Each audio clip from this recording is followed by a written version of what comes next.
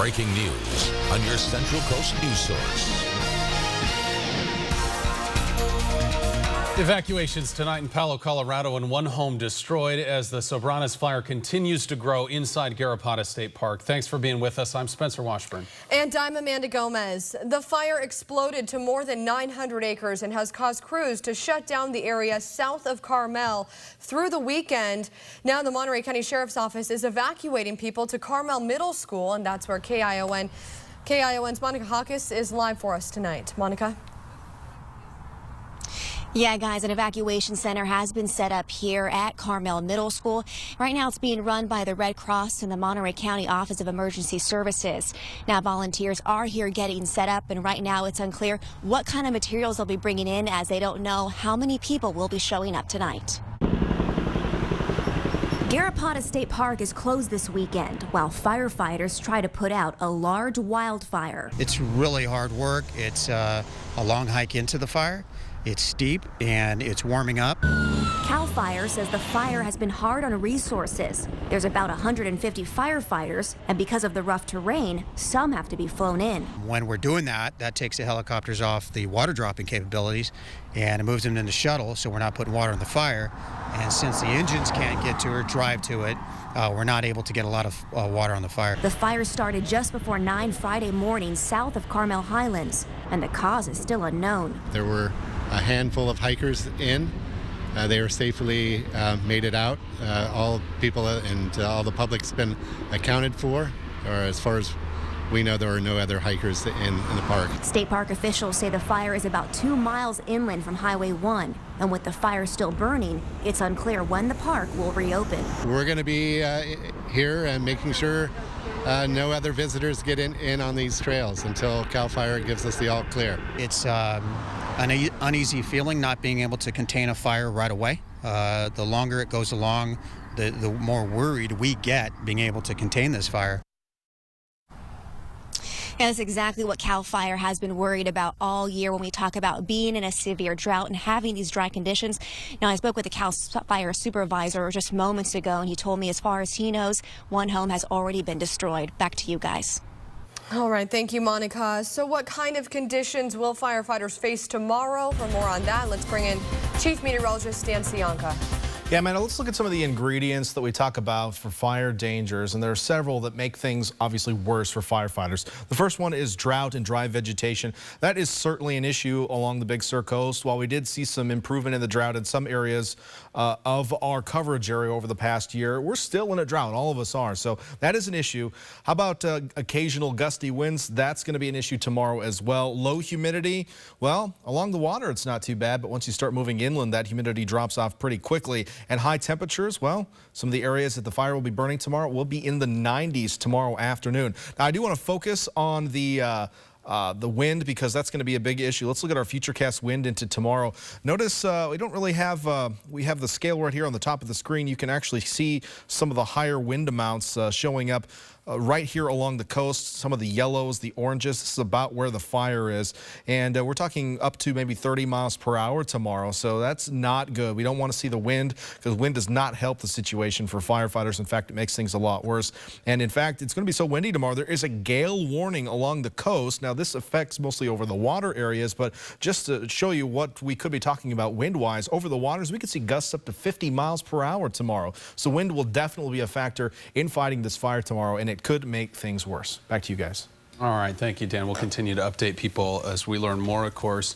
Salinas police arrested Rao Tapia on several charges today after a traffic stop. He's the co-founder of a Salinas nonprofit that works to keep kids away from violence. Officers say Tapia had a gun in his car during the traffic stop today. He was also carrying a loaded magazine. This is a picture of him when he was arrested last month on similar charges. Officers also found more drugs and a stolen vest in his home, along with parts of a hawk's body wrapped in a towel inside his freezer, which is also a misdemeanor. He was booked into the Monterey County Jail. Salinas police also arrested this man, 21-year-old Jairo Lopez, after he admitted to molesting a child under 14 years old at his mom's in-home daycare. Police say Lopez was 18 at the time. They also believe there could be more victims. State records show that the Lopez family daycare has been licensed for nearly 20 years.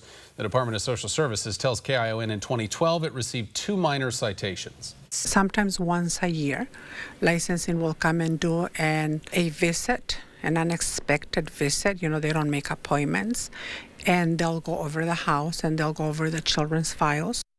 We reached out to the Lopez family daycare, but they haven't responded to us. Social Services says Lopez is not allowed at the home until the investigation here is over.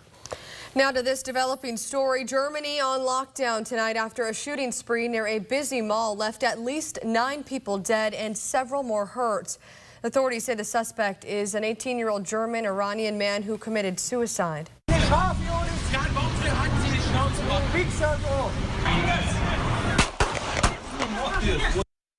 An intense exchange with what appears to be the Munich shooter turned up on social media tonight.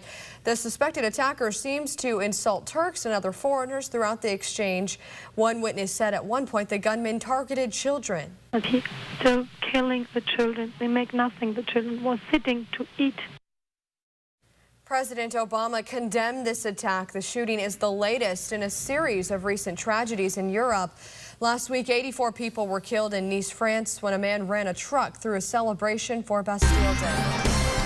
Hillary Clinton ended the suspense tonight, tweeting her vice presidential pick, Virginia Senator Tim Kaine. The announcement comes 3 days before the Democratic National Convention in Philadelphia. The 58-year-old married father of 3 is Catholic, fluent in Spanish, and a Harvard Law grad.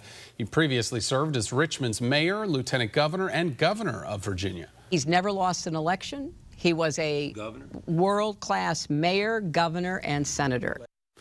Kaine will join Clinton at a rally in Miami tomorrow before heading to Philadelphia for the convention next week.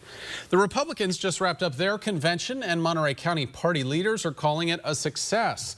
But our political analyst, Dr. David Anderson, says it did have its highs and lows, like Ted Cruz refusing to endorse Donald Trump and the plagiarism allegations against Melania. He also said Trump's speech had a surprisingly dark tone for the end of the convention. Usually the last night of a convention, the candidate's chosen. You want to go forward into the campaign, a very uplifting, join with me, I'm going to lead you to greater heights, a better way kind of speech. He said that, but it was so couched in the primary rhetoric of fear and anger and how bad the country is. I think a lot of people weren't sure what they were going to get when Donald got up and spoke, but I think he gave a really good speech. I think, though, what was really more important were those testimonial speeches before he got up and spoke. Anderson says historically candidates do get a bump in approval ratings after conventions. Bike thefts are no stranger to those who ride in Santa Cruz. It's one of the city's most popular crimes, with nearly $1 million worth of bikes stolen this past year. KION's Brandon Castillo reported on the thefts back in 2015 and went to find out now if anything's changed. Thousands of people use bikes to get around Santa Cruz every day. The problem is many of those riders have had their bikes stolen or witnessed an attempt. I've had one bike stolen from approximately the place we're sitting at right now. It was one individual. I was sitting right next to my bike about 10 feet away, and he took it.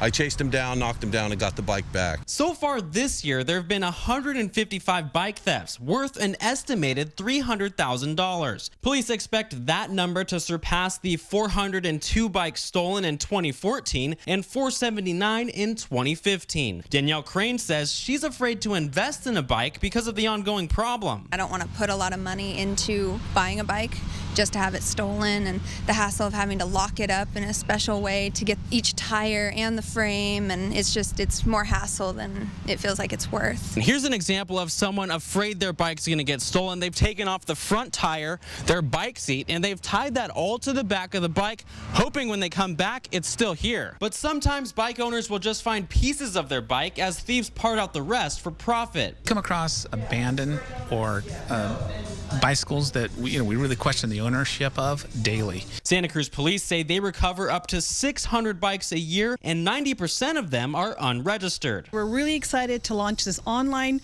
bicycle program that is free to residents in the city of Santa Cruz, and this online bicycle registration is going to be available to City of Santa Cruz bike shops. Spokesman Bicycles is one of the many shops learning how to use the new online registration system. The department's hopeful the site will lower the number of recovered bikes they have to haul away. Bicycle theft is a crime of opportunity, so lock those bikes up. Police suggest using the city's bike lockers. If they're taken, then lock up on a bike rack using a U-lock. They say the worst thing anyone can do is leave their bike unattended and unlocked. It only takes seconds for a thief to pedal away. In Santa Cruz, Brandon Castillo, KION, your Central Coast news source. As the California Rodeo Salinas continues through the weekend, here Salinas police officers will be working overtime looking for drunk drivers. Driving under the influence is the #1 killer on the roadways, with 802 DUI deaths and nearly 24,000 alcohol-related injuries reported statewide. Salinas police hope no one becomes part of that statistic over this weekend. They say all overtime will be paid for by a grant through the California Office of Traffic Safety.